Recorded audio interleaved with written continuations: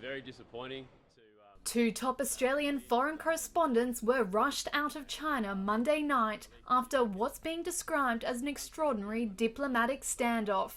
Australia's ABC broadcaster reported both journalists were separately questioned by Chinese authorities. ABC correspondent Bill Birtles, as well as Michael Smith for the Australian Financial Review, had then sought shelter in Australia's embassy in Beijing and consulate in Shanghai. The ABC and AFR reported that diplomats had negotiated with Chinese officials to allow them to leave the country. Birtles and Smith arrived in Sydney on Tuesday morning, and Birtles spoke to reporters on arrival.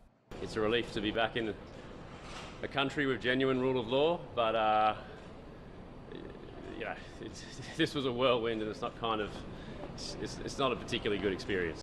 AFR reported both journalists had been banned from leaving China until they answered questions about a woman called Chong Lei. Chong is also an Australian citizen, and she was detained in August. She worked at a Chinese state broadcaster as a television anchor. The correspondents were told they were, quote, persons of interest in an investigation into Chong. Australia still does not know why Chinese authorities have detained her.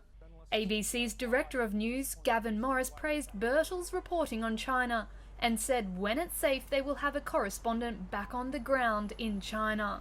We'll get straight back on the front foot and be seeking to put correspondents back there, knowing that we've got some assessments to do around the information that's available to us.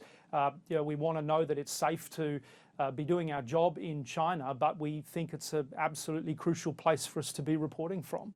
This all follows relations that have turned sour between Australia and China this year. Beijing was angry after Australia called for an independent international investigation into the source of the coronavirus pandemic.